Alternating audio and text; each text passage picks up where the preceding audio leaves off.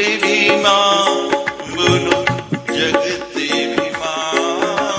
सो देवी माँ बोलो जगते भी माँ। रोते भी माँ बोलो हंसते भी माँ बोलो सुबह और शाम बोलो माँ।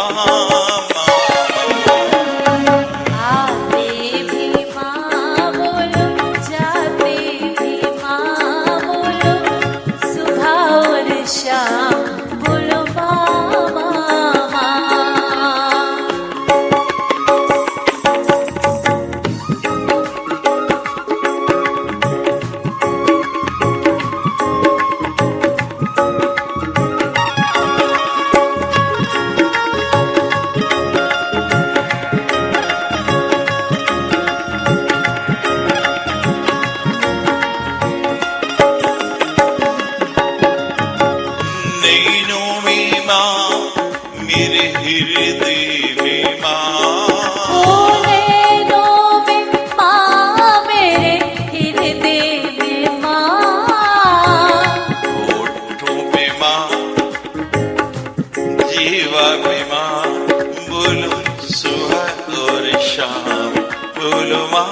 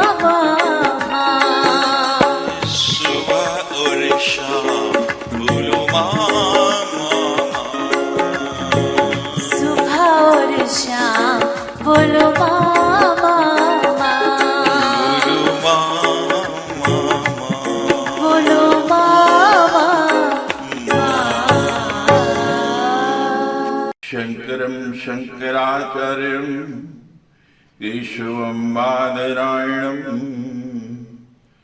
सूत्रभाष्यकृतो वन्दे भगवन्तं पुनः पुनः। श्रेष्ठो या सर्गरूपा जगद्वनविधो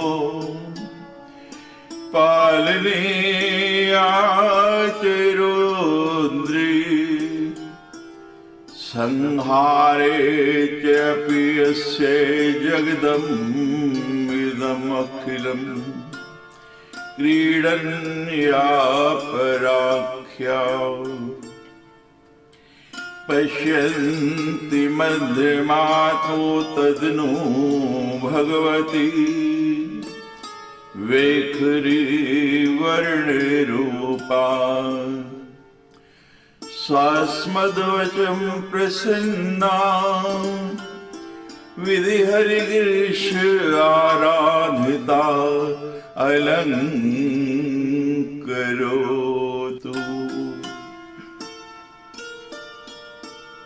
जगत की सृष्टि के कार्य में जो उत्पत्ति रूपा है,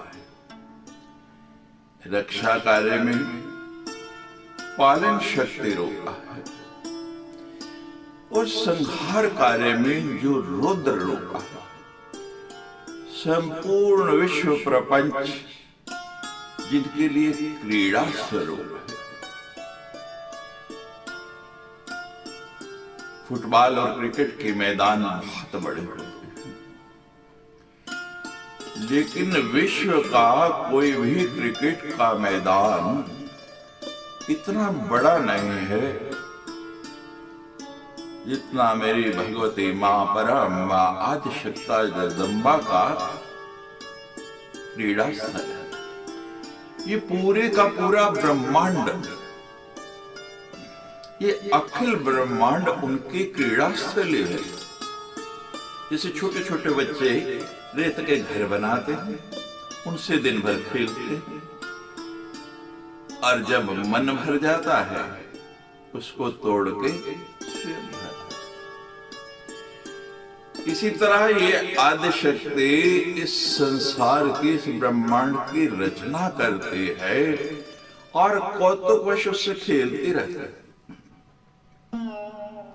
जब मन भर जाता है तो फिर उसको अपने अंदर ही समाहित कर लेती है, अपने अंदर ही समेट लेती है। इसी परामाद शक्ति जो वाणी के चारों रूपों में परा, पश्यंती, मध्यमा और वैखरी इनमें अभिव्यक्त होती है, उन प्रसन्न चित्त देवी वाली भगवती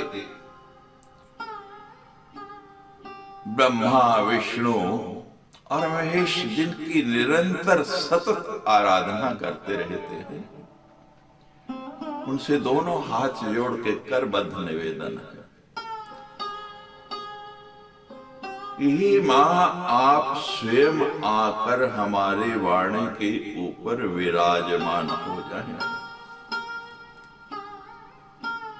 अलंग करो तो, क्योंकि आपकी महिमा ऐसी है जिसको कहने में और ना सुनने में कोई समर्थ है। लेकिन हे मां, जब आप आके हमारी जिह्वा के ऊपर विराजमान हो जाएगा, जिह्वा मेरी हिलेगी, आवाज मेरी होगी, लेकिन शब्द आपके होंगे। तभी ये कथा हम कह पाएंगे और लोग सुन पाएंगे। नारायणं नमस्कृत्य नरं चैव नरोत्तमं देवीं सरस्वतीं व्यासं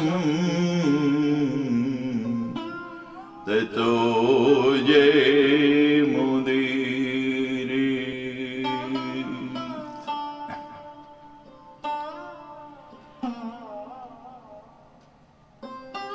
गुरुर्मूर्ति स्मरे नित्यं गुरुर्नाम सदा जपे। गुरुराज्ञा प्रकुर्वीत् गुरुर्नन्य भावे।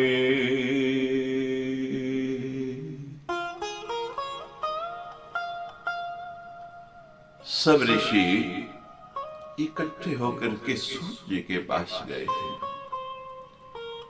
और कहने लगे कि आप नित्य सदाई हमें मनोहारिणी कथाएं सुनाते रहते हैं।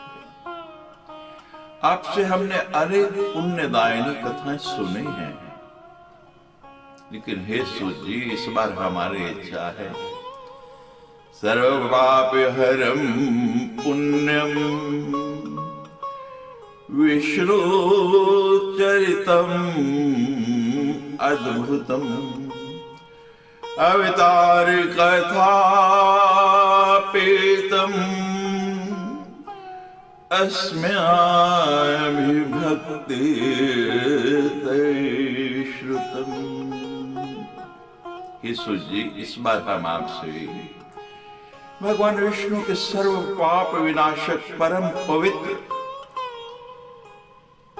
उन अवतार कथाओं से संबंधित अद्भुत चित्रों का हमने भक्तिवार सुना। भगवान शिव के अलौकिक चित्र तथा भस्म और रुद्राक्ष के ऐतिहासिक महात्मा का श्रवण हमने आपकी मुखारविंद से किया। हम लोग अब ऐसी परम पावन कथा सुनना चाहते हैं जो बिना प्रयास के ही मनुष्य को भोग एवं मोक्ष प्रदान करने में पूर्ण सहायक हो। अधुना श्रोतुमिच्छा में पाविनाथ पावनं परम मुक्ति मुक्ति प्रदम निराम अनासाय सीन सर्वशय। आप उन कथाओं का वर्णन कीजिए जिनके द्वारा इस घोर कली काल में भी मानव सिद्धियां प्राप्त कर ले, क्योंकि हम आपसे बढ़कर किसी अन्य को नहीं जानते हैं जो हमारे शंकाओं का निवारण कर सके, उनका समाधान करे। सूची ने उन ऋषियों की बात सुनी और कहा, हे ऋषियों, आपने लोक कल्याण के लिए बड़ा ही उत्तम और बड़ा ही सुंदर प्रश्न किया है। मैं आप सभी के लिए समस्त शास्त्रों का जो सार है उसे पूर्ण रूप से सुनाऊंगा। तावद गर्जन्ति तीर्थानि पुराणानि व्रतानि च यावन् श्रूयते सम्यग् देवी भागवतम नरे। समस्त तीर्थ, पुराण और व्रत अपनी श्रेष्ठता का वर्णन करते हुए तभी तक गर्जना करते रहते हैं जब तक मनुष्य श्रीमद् देवी भागवत का सम्यक रूप से श्रवण नहीं कर लेता। मां भगवती का वाहन क्या है? सिंह। उस सिंह वाहिनी है, सिंह पर सवार होके आती है और जब सिंह जंगल में आ जाता है तो सभी जानवर, सभी पशु पक्षी भागने लगते हैं, चुप हो जाता है। तावत पापवी निणाम देशाद भृकंटक यावन परशु प्राप्तो देवी भागवता मिधय। मनुष्य के लिए पाप रूपी अरण्य, ये वन तभी तक दुखप्रद और कंटक में रहता है जब तक उसके पास श्रीमद् देवी भागवत रूपी परशु कुठार प्राप्त नहीं हो जाता है। इस घोर अंधकार से व्यक्ति को तभी तक कष्ट रहता है जब तक ये प्रकाश पुंज श्रीमद् देवी भागवत उसके सन्मुख उदित नहीं हो जाता है। जब सूजी ने ऐसी बात कही तो सभी ऋषि हाथ जोड़कर कहने लगे, तुत सूत महाभाग वदनो वदताम वर कीदृशं तत्पुराण में विदितस्त श्रवणे चके। ही वक्ताओं में श्रेष्ठ सूत जी, आप हमें बताएं श्रीमद् देवी भागवत पुराण कैसा है, उसके श्रवण की विधि क्या है, उस पुराण को कितने दिनों में सुनना चाहिए, प्राचीन काल में किस किस ने इसको सुना है और किस किस की इससे सुनने से कोई कामना पूर्ण हुई है, हम ये सब जानना चाहते हैं, आपसे सुनना चाहते हैं। सूजी ने उत्तर दिया, विष्णोरंशो मुनिर्जाते सत्यवत्यां पराशरा विभज्य वेदांश्चतुरः शिष्या अन्याध्याप्येत पुरा। प्राचीन काल में पराशर ऋषि के द्वारा सत्यवती के गर्भ से भगवान विष्णु के अंश रूपा मुनि व्यास से उत्पन्न हुए, जिन्होंने चारों वेदों का विभाग किया और उन्हें अपने 4 शिष्यों को पढ़ा दिया। पतितों, ब्राह्मण धर्मों, वेद धर्म के अनाधिकारियों, स्त्रियों, एवं दूषित बुद्धि वाले मनुष्यों को धर्म का ज्ञान कैसे हो? मन में ऐसा विचार करके भगवान बादरायण व्यास जी ने उनके धर्म ज्ञानार्थ पुराण संहिता का प्रणयन किया। उन पुराणों में श्रीमद् देवी भागवत भोग और मोक्ष दोनों देने वाला है। देवी भागवतम तत्र पुराणम भोग मोक्षदम स्वयं तो श्रावयामास जनमे जय भूपति। उन सब पुराणों में श्रीमद् देवी भागवत व्यास जी ने राजा जनमेजय को स्वयं सुनाया। सभी पुराणों के वक्ता शुकदेव जी हैं। सब पुराण शुकदेव को पढ़ा दिए, लेकिन जो छिपा हुआ धन होता है, जो कीमती धन होता है, व्यक्ति उसको छिपा के अपने लिए रखता है कि कोई मुश्किल समय आया, कोई कष्टमय समय आया तो ये हमारे लिए काम आएगा। व्यास जी इस पुराण के वक्ता स्वयं हैं। पूर्वस्य पिता राजा परीक्षित तक्षकाहिना संदष्टस्ते संशुद्धे राजा भागवतम श्रुतम। पूर्व काल में इन जनमेजय के पिता राजा परीक्षित तक्षक नाग के द्वारा काट लिए गए। अतः पिता की संशुद्धि शुभ गति के लिए राजा ने तीनों लोकों की जननी देवी भगवती का विधिवत पूजन अर्चन करके 9 दिन तक व्यास जी के मुख से इस श्रीमद् देवी भागवत पुराण का श्रवण किया। ऋषि कहने लगे, भगवान हमने तो सुना है कि श्रीमद् भागवत के श्रवण से परीक्षित का मोक्ष हो गया। सूर्य कहते हैं आपने ठीक सुना है। वो पद्म कल्प की कथा है, ये सारस्वत कल्प की कथा है। हर कल्प में कथाओं में भिन्नता आ जाती है।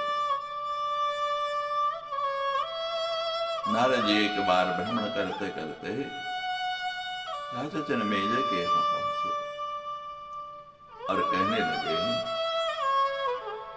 तुम जैसा सुपुत्र हो, तुम जैसा सक्षम राजा हो, और उसके पितर जो हैं भटक रहे हो, ये शोभा नहीं देता है। जनमेजय कहते, नारद जी मैंने तो सुना है कि मेरे पितरों का श्रीमद् भागवत सुनने से मोक्ष हो गया।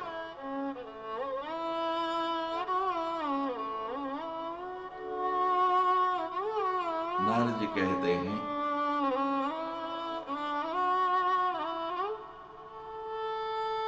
तुम्हारे पिता की अकाल मृत्यु हुई और जिसकी अकाल मृत्यु होती है उसका मोक्ष नहीं होता।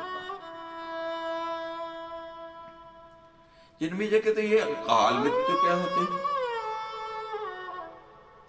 तो नारद जी जनमेजय को बता रहे हैं, अकाल मृत्यु के 3 कारण हैं। पहला कारण किसी ब्राह्मण का, ऋषि का शाप हो। दूसरा कारण दुर्घटनावश मृत्यु हो, जैसे एक्सीडेंट में, आग में जलने में, नदी में डूबने से, आत्महत्या करने से, सर्पदंश से, ये भी अकाल मृत्यु है।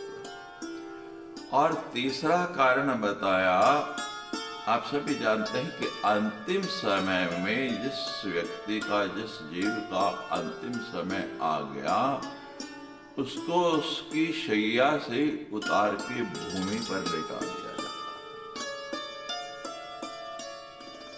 क्यों? कभी आपने विचार किया? श्रीमद् देवी भागवत में आपके अनेक प्रश्नों के उत्तर मिल जाते, बहुत सी नई जानकारियां मिले। पुराण क्यों सुनना चाहिए? हमारे ज्ञान में वृद्धि होती है। वो रहस्य जो हम नहीं जानते हैं, किसी ने हमको बताए नहीं, वो भी हमको जानने को मिल जाता। अपनी जीवन शैली को, अपने जीवन को इस जीवन यात्रा की पटड़ी पर हम बिना किसी अवरोध के ऐसे चलाएं कि जब हम पुराणों का श्रवण करेंगे तभी हमारी समझ में आएगा। नारद जी कहते हैं कि इनमें से एक कारण भी हो जन्मे जाए तो व्यक्ति की अकाल मृत्यु होती है, और तुम्हारे पिता की मृत्यु में तो एक नहीं, तीनों कारण। ऋषि का शाप था, सर्पदंश से मृत्यु हुई और भूमि से स्पर्श नहीं हुआ। जनमेजय कहता है, नारद जी मुझे इस बात का ज्ञान नहीं था, आज आपने ज्ञान करा दिया। नारद जी, वैद्य वो अच्छा है, डॉक्टर वो अच्छा है जो केवल रोग नहीं बताए, उसके साथ साथ उपचार भी बताए। नारद जी कहते, मैं इसीलिए तो आया हूं, रोग बताया है तो उपचार भी करना है, और उपचार कैसे होगा यही मैं तुम्हें बताने के लिए आया हूं। क्या साधन है, मुझे क्या करना चाहिए? नारद जी बताइए। नभीर्दिवसै श्रीमद् दिव्यासमुखाम्बुजा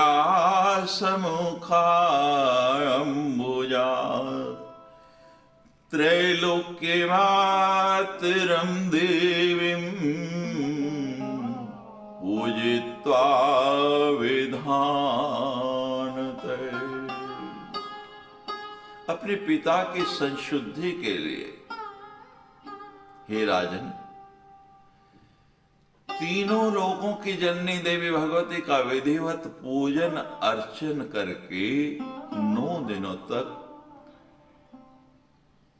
श्रीमद् देवी भागवत कथा का श्रवण करो, अंबा यज्ञ कराओ। ये अंबा यज्ञ क्या होता है? पूर्व काल में किसी ने किया?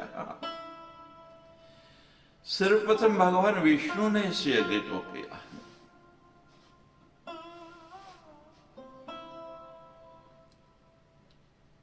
जनमेजय कहते हैं, नारद जी मैं इस यज्ञ को जरूर गाऊंगा। विधिवत 9 दिन तक मां भगवती की आराधना हुई। व्यास जी का वर्ण किया, उन्होंने श्रीमद् देवी भागवत की कथा की, ब्राह्मणों ने यज्ञ किया, सप्तशती के मंत्रों के द्वारा आहुतियां दी गई, नवार्ण मंत्र का जप किया गया। नावाह यज्ञे संपूर्णे परीक्षदपि भूपति दिव्य रूप धरो दिव्या सालोक्यम तत्क्षणादगात्।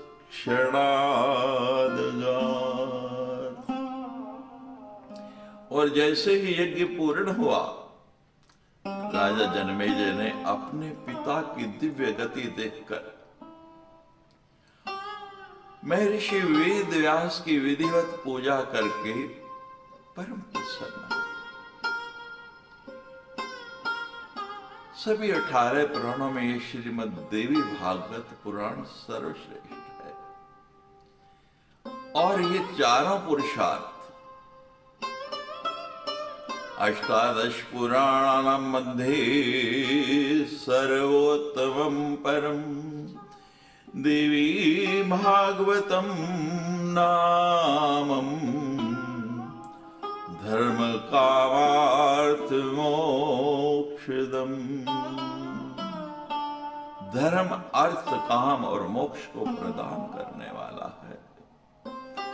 ये शृण्वन्ति सदा भक्त्या दिव्या भागवतीं कथां तेषां सिद्धिर्न दूरस्था तस्मात् सेव्या सदा निभिः।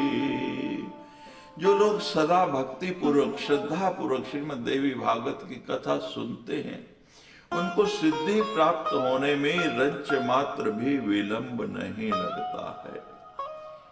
इसलिए मनुष्यों को सदा ही इस पुराण का सेवन करना चाहिए। दिनमर्धम तदर्थमा मुहूर्तम क्षणमेव वा ये शृण्वन्ति नरा भक्त्या न तेषां दुर्गति क्वचित्। जिनके पास समय कम है, आजकल सबसे बड़ी समस्या यही है कि किसी के पास समय नहीं है। तो यहाँ लिखा है पूरे दिन 9 दिन नहीं सुन सकता तो एक दिन तो सुने, एक दिन नहीं तो दिन के आधे समय तक, आधा भी नहीं है तो चौथाई समय तक या मुहूर्त भर अथवा एक क्षण भी जो लोग भक्ति पूर्वक इसका श्रवण कर लेते हैं उनकी कभी भी दुर्गति नहीं होती है। सर्वज्ञेषु तीर्थेषु सर्वदानेषु यत्फलम् सकृत पुराण श्रवणात् तत्फलं लभते नरः। जो फल मनुष्य को सभी यज्ञों, तीर्थों तथा दान आदि शुभ कर्मों से प्राप्त होता है वही फल उसको केवल एक बार, मात्र एक बार श्रीमद् देवी भागवत पुराण सुनने से हो जाता है, इसके श्रवण से होता है। सतयुग आदि युगों में अनेक प्रकार के धर्मों का विधान था, लेकिन कली में तो केवल पुराण श्रवण के अलावा दूसरा कोई विधान नहीं।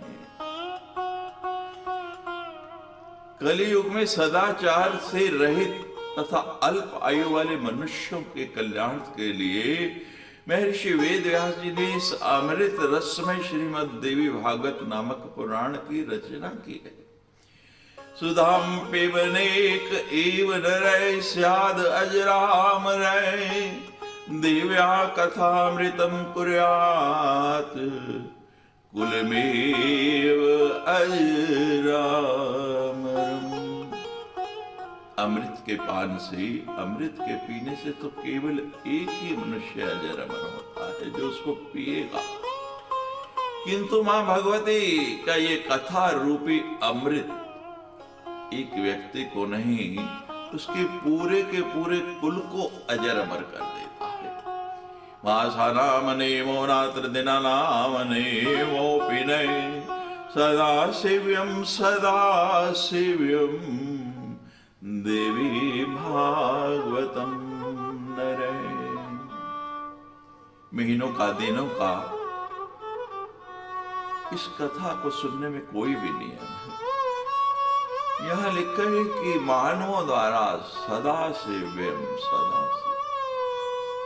सदा ही इसका पठन श्रवण किया जाना चाहिए।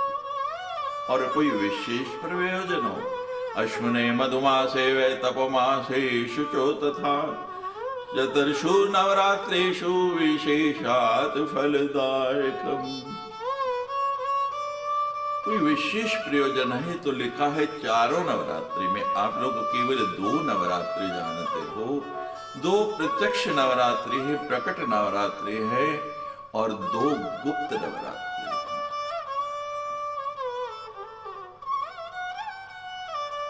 चैत्र मास और अश्विन ये 2 नवरात्रि प्रकट है, सभी लोग करते हैं। और साधक लोग, मां भगवती के उपासक लोग 2 गुप्त नवरात्रि हैं। एक माघ मास में आती है और दूसरी आषाढ़ मास में आती है। सभी नवरात्रियां शुक्ल पक्ष प्रतिपदा से लेकर और 9वीं तिथि पर्यंत चलती है। चारों ही नवरात्रियां करें, जो चारों नहीं कर सकते हैं 2 करें, जो 2 भी नहीं कर सकते वो लिखा है क्रीते या च वार्षिकी, या नहीं सबसे बड़ी नवरात्रि अश्विन नवरात्रि जरूर करे। अतो नवा यज्ञोऽयं सर्वस्मात् पुण्य कर्मणे फलाधिक प्रदानेन प्रोक्त पुण्य प्रदो निर्णाम। इसलिए श्रीमद् देवी भागवत का यह नवा यज्ञ समस्त पुण्य कर्मों से अधिक फलदायक होने के कारण मनुष्य के लिए फलप्रद कहा गया है, विशेष पुण्यप्रद कहा गया है। ये दुर्हृदय पापिरता विमूढ़ा मित्र दुहो वेद विनिंदिकाश हिंसारता नास्तिक मार्ग सकता नवा यज्ञेन पुनन्ति ते कलो। जो कलुषित हृदय वाले हैं, जिनका हृदय काला है, मेला है, गंदा है, जो पापी हैं, जो मूर्ख है, जो मित्रद्रोही है, जो वेदों की निंदा करने वाले हैं, हिंसा में रत हैं और नास्तिक मार्ग का अनुसरण करने वाले हैं, वे भी इस नवाह यज्ञ के अनुष्ठान से पवित्र हो जाते हैं, वो भी पाप रहित हो जाते हैं। परस्वद्वारा हरणेति लुब्धाये वे नरा कल्मष भार भाजय गोदेवता ब्राह्मण भक्तिहीना नवा यज्ञेन भवन्ति शुद्धा। जो मनुष्य दूसरों के धन तथा पराई स्त्रियों के लिए लालायित रहते हैं, पाप की बोझ से दबे हुए हैं और गो ब्राह्मण देवताओं की भक्ति से रहते हैं, वे भी इस नवाह यज्ञ से शुद्ध हो जाते हैं, उनकी भी शुद्ध हो जाते हैं। तपो भी उग्र व्रत तीर्थ सेवने दानर अनेक नियमे खेष्ट उतर जप्य फलम न लभ्यते नवाह यज्ञेन तदाश्यते निराम। जो फल कठिन तपस्या, व्रतों, तीर्थ सेवन, अनेक विधि के दान, नियमों, यज्ञों, हवन एवं जप आदि से भी प्राप्त नहीं हो सकता, वह फल मनुष्य को केवल श्रीमद् देवी भागवत नवाह यज्ञ से प्राप्त हो जाता है। इसलिए श्रीमद् देवी भागवत का श्रवण हर व्यक्ति को करना ही चाहिए। तथा न गंगा न गया न काशी, तथा न गंगा न गया न काशी न नैमिषं नो मथुरा न पुष्करम पुनाति सद्यो बद्रीवनं नो यथा हि देवी मक ईश विप्रा। ये विप्रो, गंगा गया, काशी, नैमिषारण्य, मथुरा, पुष्कर तथा बद्री कारण्य में भी मनुष्य को उतना शीघ्र पवित्र करने की क्षमता नहीं है जितना श्रीमद् देवी भागवत का यह नवाह यज्ञ लोगों को पवित्र कर देता है। अतो भागवतम दिव्या पुराणम परितये परम धर्मार्थ काम मोक्षाणाम उत्तमं साधनम मतम। इसे श्रीमद् देवी भागवत पुराण सभी पुराणों में श्रेष्ठतम है। इसे धर्म, अर्थ, काम तथा मोक्ष की प्राप्ति का उत्तम साधन माना जाता है। अश्विन सयसिते पक्षे कन्या राशि गते रवो माष्टम्यं समभ्यर्च्यं हेम सिंहासन श्रितम। जो अश्विन महीने के शुक्ल पक्ष में सूर्य के कन्या राशि में पहुंचने पर महाअष्टमी तिथि को स्वर्ण सिंहासन पर स्थित देवी के प्रीति पद श्रीमद देवी भागवत ग्रंथ का पूजन करके उसको किसी योग्य ब्राह्मण को श्रद्धा पूर्वक दान देता है या कथावाचक को देता है, वे देवी का परम पद प्राप्त करता है। देवी भागतस्य अपि श्लोकम श्लोकार्धमेव वा भक्त्या यश्च पठे नित्यं स दिव्या प्रीति भाग भवेत्। जो मनुष्य प्रतिदिन श्रीमद देवी भागवत पुराण के एक श्लोक और एक नहीं तो आधे श्लोक का भी भक्ति पूर्वक पाठ करता है, वो माँ जगदम्बा भगवती का कृपा पात्र हो जाता है। महामारी से उत्पन्न उपद्रवों के भीषण भय तथा सब प्रकार के उत्पात, उल्कापात, भूकंप, अतिवृष्टि, अनावृष्टि श्रीमद देवी भागवत के श्रवण मात्र से विनिष्ट हो जाते हैं। बाल ग्रहों स्कंद ग्रह, स्कंदस, पार, शक्नि, रेवती, पूतना, अन्नपूतना, शीतपूतना, मुखमंडिका तथा नैगमेश तथा भूत प्रेत आदि से उत्पन्न जो भय है वो भी श्रीमद् भागवत पुराण के श्रवण से बहुत दूर भाग जाते हैं। यस्तु भागवतम देव्या पठेत भक्त्या शृणोति वा धर्ममर्थं च कामं च मोक्षं च लभते नरः। जो व्यक्ति भक्ति भाव से देवी के भागवत पुराण का पाठ तथा श्रवण करता है, वे धर्म, अर्थ, काम और मोक्ष प्राप्त कर लेते हैं। शृणाद वसुदेवस्य प्रसीनान्वेषणे गतं चिरायतं प्रियं पुत्रं कृष्णालब्धा मुमोदः। जन्मेजय सुन रहे हैं, कहते हैं नारद जी, क्या किसी ने पहले इस पुराण का श्रवण किया? कोई प्रमाण और है? नारद जी कहते हैं कि हर पुराण से पहले उसका महात्म सुनाया जाता है। क्यों सुनाया जाता है? कि उस देव के प्रति जिसका वो प्राण है, हमारी श्रद्धा हो जाए, हमारे मन में अनुराग पैदा हो जाए, हमारी प्रीति बढ़ जाए, फिर उसको सुनने से हमें उसमें आनंद भी आता है और उसका फल भी पूर्ण रूप से मिलता है। मैं पहले तुम्हारा विश्वास दृढ़ करूंगा, तुम्हें महात्म सुनाऊंगा। इस श्रीमद देवी भागवत पुराण के श्रवण से वासुदेव जी प्रसेन को खोजने के लिए गए हुए और बहुत समय तक न लौटे हुए अपने प्रिय पुत्र श्री कृष्ण को प्राप्त करके प्रसन्न हुए। जो मनुष्य भक्ति पूर्वक इस पुराण की कथा को पढ़ता है या श्रवण करता है, वो भोग और मोक्ष दोनों प्राप्त कर ले।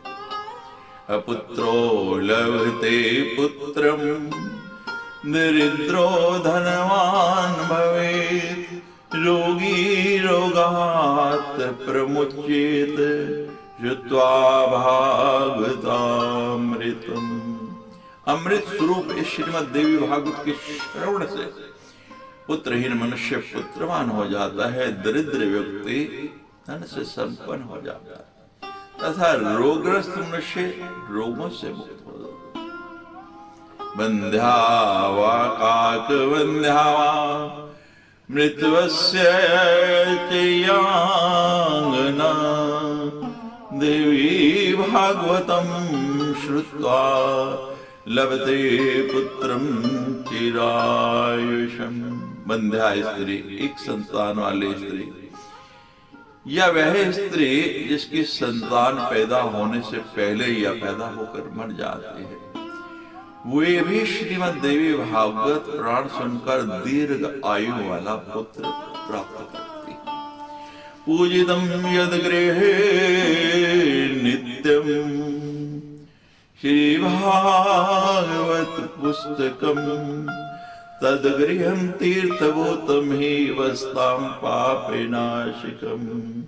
जिस घर में नित्य प्रति श्रीमद देवी भागवत की पूजा होती है, इस पुराण का पूजन किया जाता है, वो घर तीर्थ बन जाता है। फिर तीर्थ जाने की जरूरत नहीं, आवश्यकता नहीं है। और उस घर में जो रहने वाले लोग हैं, उसमें निवास करने वाले लोग हैं, उनके पापों का नाश हो जाता है। अष्टम्यां वा चतुर्दश्यां नवम्यां भक्ति संयुते ये पठे शृणुयाद्वापि स सिद्धिम लभते पराम। जो मनुष्य अष्टमी, नवमी या चतुर्दशी इन तिथियों को श्रद्धा पूर्वक इसे पढ़ता या सुनता है, वो व्यक्ति परम सिद्धि प्राप्त कर लेता है, इसमें कोई संदेह नहीं है। पठन द्विजो वेद विद अग्रणीर भवेत्, महु प्रजात धरणीपति स्यात्। वेशे पठन वित्त समृद्धिमिति, शूद्रोऽपि शृण्वन् सकलोत्तमे स्यात्। श्रीमद् देवी भागवत की श्रवण करने वाला, इसका पाठ करने वाला ब्राह्मण वेद बातों में अग्रगण्य होता है। और यदि कोई क्षत्रिय इसको सुनता है और मां की निरंतर आराधना कर रहा है, तो आने वाले समय में राजा बनता है। वैश्य है, वणिक है, व्यवसाय करने वाला है, वो इसकी निरंतर से धन संपदा से संपन्न हो जाता है। और शूद्र जब इसका श्रवण कर लेता है, अपने कुल बंधु बांधवों के बीच वो भी श्रेष्ठता प्राप्त कर लेता है, फिर वो भगवती के कुल का ही हो जाता है। इसलिए प्रतिदिन जितना भी समय मिले इसका श्रवण जरूर करें। पढ़ें, घर में श्रीमद् देवी भागवत की पुस्तक रखें। देखा है पूरा नहीं पढ़ सकते, एक श्लोक, आधा श्लोक, लेकिन नियम बना लें। आप देखिए मां भगवती आपके घर में कैसे सुख, शांति, समृद्धि, आनंद इनके भंडार लगा देंगे। और जब घर में सुख हो, शांति हो, समृद्धि हो, तो सर्वत्र आनंद ही आनंद रहता है, आनंद ही आनंद रहता है, आनंद ही आनंद रहता है।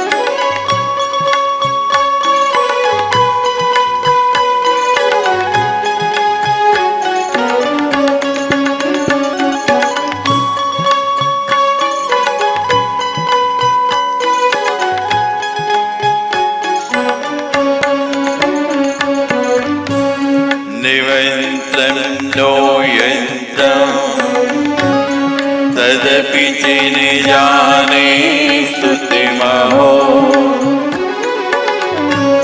निचावारं ध्यानम् तदपि जिन जाने स्तुति कथा, निजाने मुद्रस्ते तदपि जिन जाने विलपना,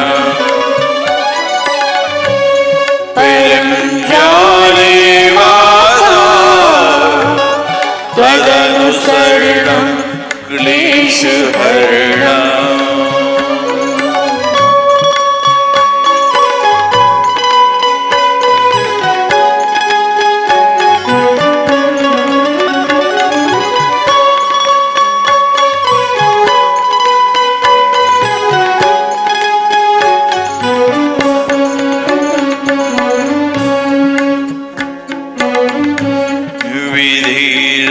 ज्ञानेन द्रविण विरेणालसत्या,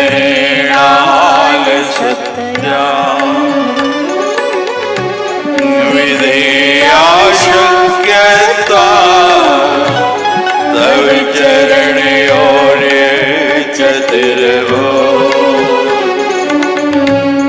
तदेतच्छन्तव्यम्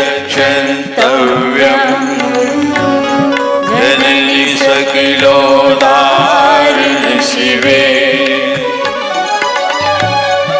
पुत्रो जायते क्वचिदपि कुमाता भवति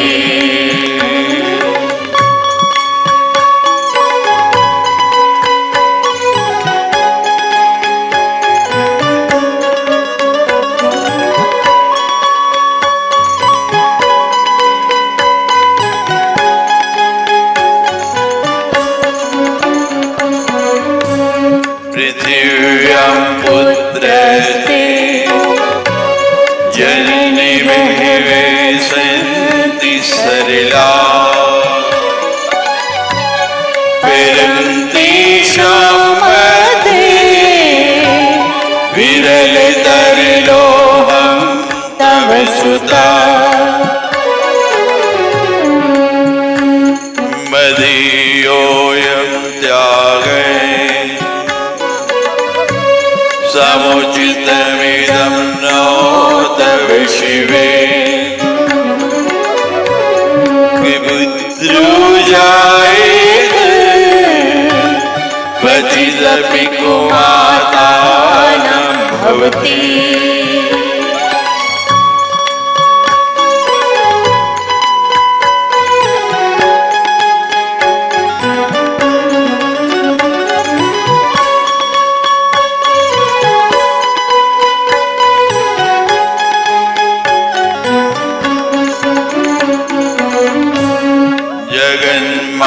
जगन्माता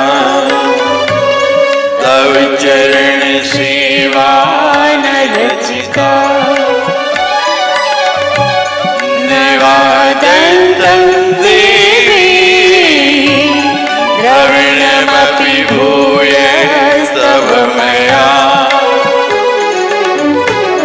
तथापि त्वं स्नेहम् मयि निरुपमं व्यक्त कुरुषे पुत्रो जायते क्वचिदपि कुमाता न भवति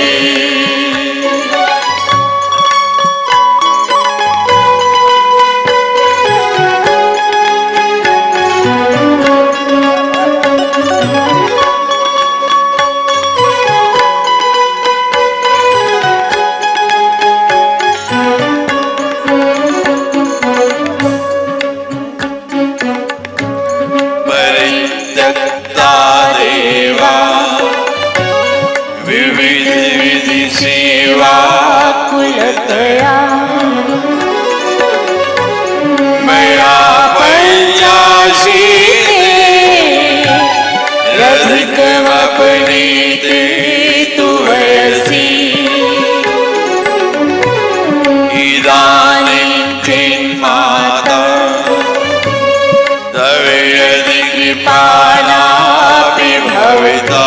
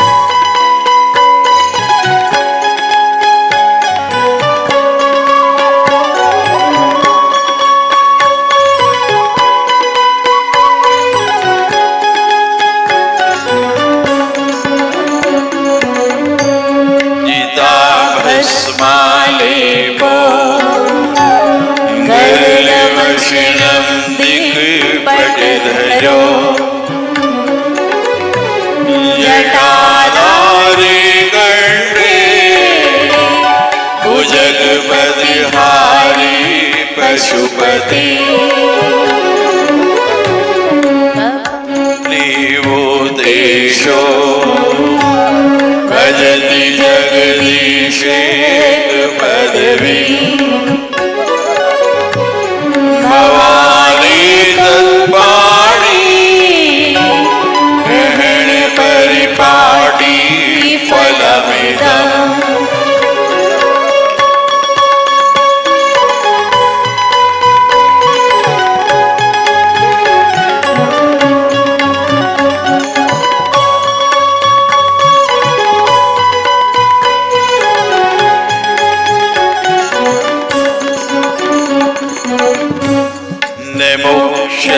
मोक्षस्याकांक्षा भव विभव वाञ्छापि च न मे निर्विज्ञानापेक्षा शशिमुखी सुखी चापि न पुनः अतस्त्वं संयाजे जननी जननं व्यातुमवे मीराणि रुद्राणि शिव शिव भवानी जपते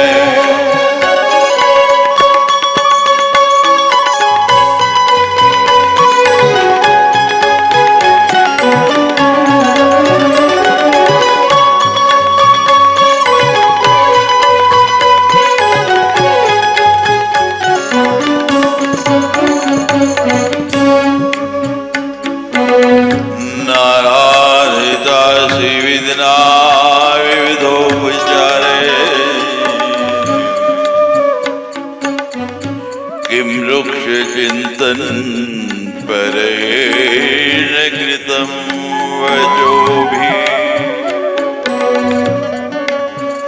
श्यामे तमेव यदि किंचन मे नाथि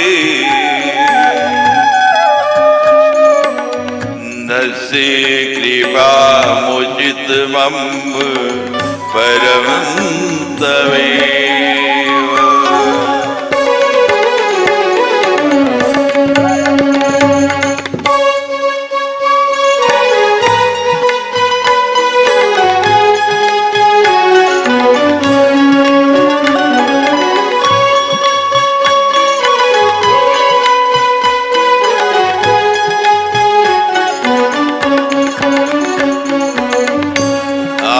सुमग्नैः स्मरणं तदीयम्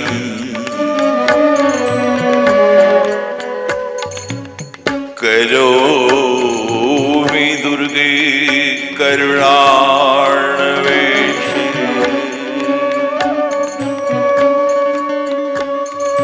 नैते षड्त्वं मम भाविता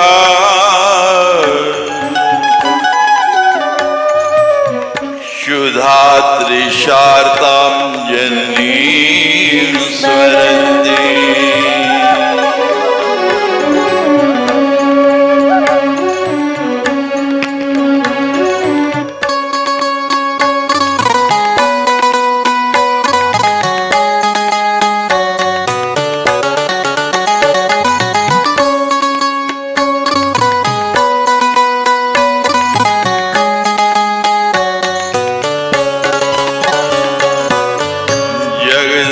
विचित्रमत्र किं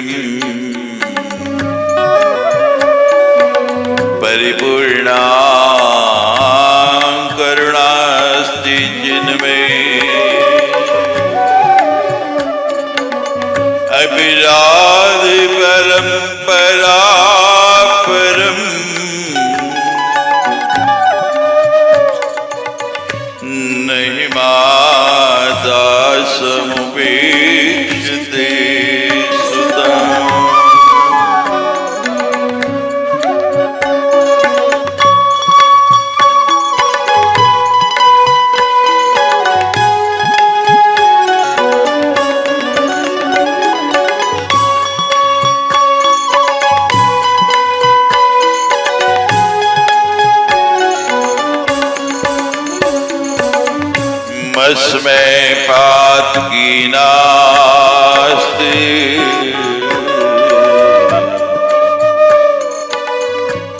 पापग्नि तत्समानहि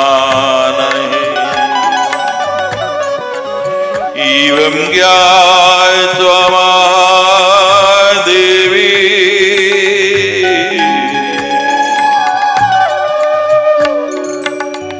यथा योग्यं